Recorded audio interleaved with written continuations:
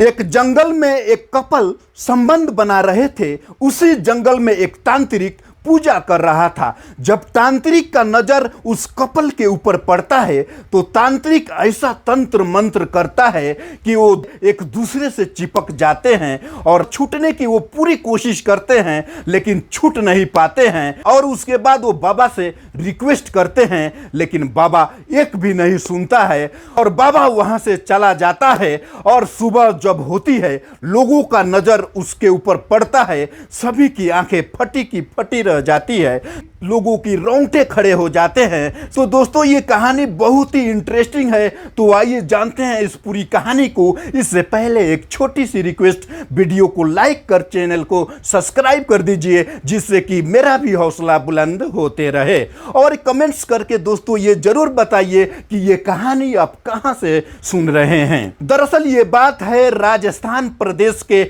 उदयपुर जिले के एक गांव की, जहां पे एक बड़े कारोबारी होता है और उस कारोबारी को एक लौती एक बेटी होती है जो बेहद ही खूबसूरत होती है। उसकी आदत ये होती है कि पास ही के एक मंदिर में हमेशा पूजा करने जाया करती थी, जिस मंदिर का नाम दोस्तों शेषनाग बाबूजी मंदिर होता है। और उसी मंदिर में एक पुजारी होता है जिसका उम्र 55 साल का होता है। उसका नाम दोस्तों भालेश कुमार होता है। चूंकि लड़की बहुत ही खूबसूरत होती है, इसीलिए पुजारी का नजर उसके ऊपर गलत होता है। वो पुजारी उस लड़की को देखकर मुस्कुरा दिया करता था, जिससे वो लड़की भी मुस्कुरा दिया करती थी। लड़की अभी नादान होती है और लड़की अपनी छोटी सी छोटी बातों को उस बाबा से शेयर किया करती थी। और बाबा इसी का फायदा उठाकर कभी कभी आंखें बचाकर उस लड़की की हाथों को पकड़ लिया करता था।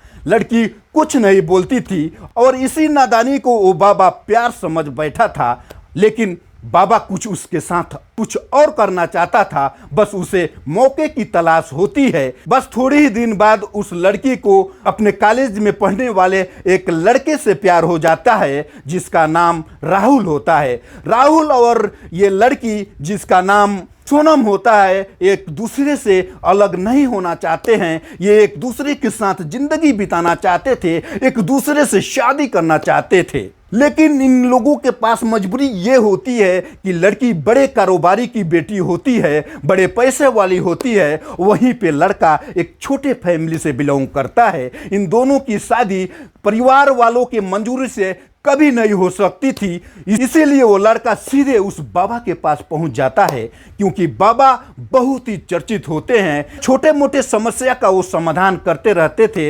हजारों लोगों की आस्था उस बाबा से लगी होती है। यही सोचकर वो लड़का सीधे उस बाबा के पास पहुंच जाता है और बाबा से बोलता है, बाबा हमारी समस्या का समाधान करिए। मैं एक लड़की से प्यार करता हूं जो एक बड़े खानदान से है और मैं एक छोटे खानदान से हूं। हम दोनों की शादी घर की सहमति से कभी नहीं हो सकती है। घर वाले ये कभी एक्सेप्ट नहीं कर सकते हैं। बाबा उन दोनों की कुंडली देखते हैं और कहते हैं कि तुम कुंडली में तुम दोनों की शादी लिखी है, लेकिन इसमें बहुत बड़ा एक समस्या है। अगर चाहते हो कि ये समस्या दूर हो जाए तो आपको एक पूजा करानी होगी, और ये अगर पूजा सफल हो जाता है तो फिर तुम दोनों को पूरी जिंदगी में कोई अलग नहीं कर सकता है। बस इस बातों को वो सुनता है तो बहुत खुश हो जाता है। बाबा दरअसल उस लड़की के बारे में पूरी स्टोरी बताने लगते हैं, जिसके बाद लड़का को और विश्वास हो जाता है। वो लड़का सोचने पर मजबूर हो जाता है कि हमारी सारी स्टोरी इसको बाबा को कैसे मालूम।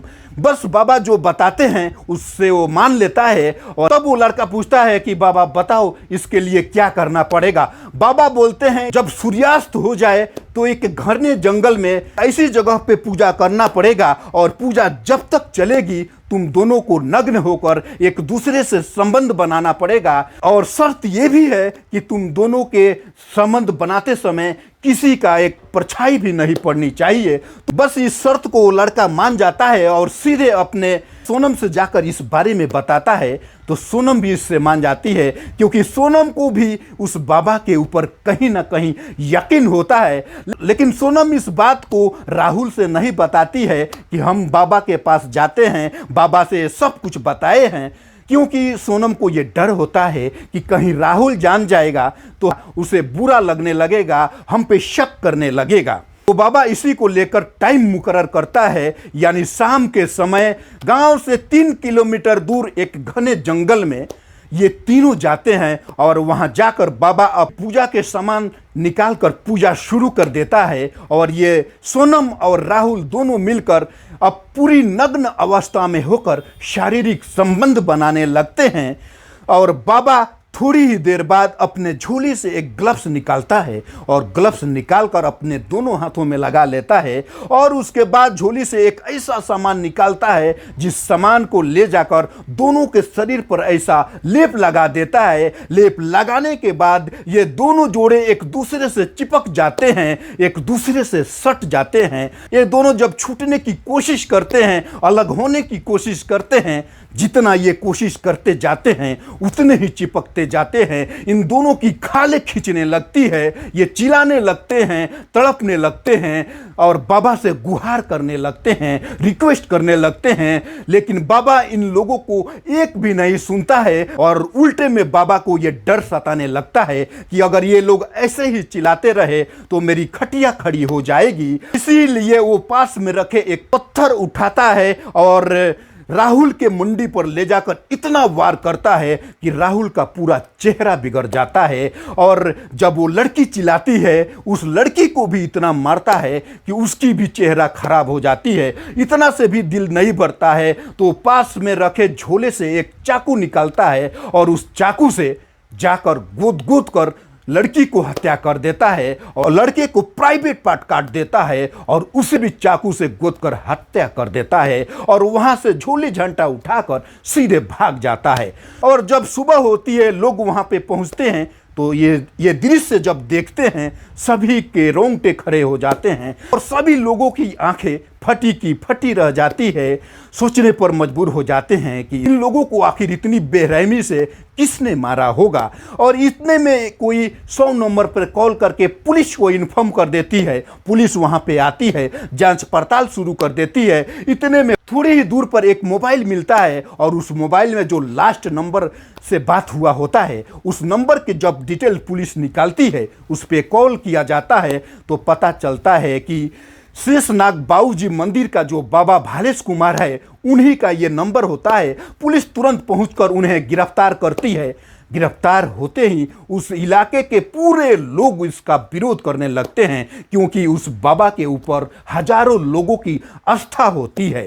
लेकिन पुलिस उसे जैसे तैसे गिरफ्तार कर जब उसे पूछताछ करती है तो बाबा टूट जाता है। बाबा जब सच्चाई बयान करता है सभी लोगों के पैरों तले जमी खिसक जाती है। वो सोचने पर मजबूर हो जाते हैं कि आखिरकार इतने बड़े विश्वास वाले बाबा इतनी घिनौनी काम कैसे कर सकते हैं।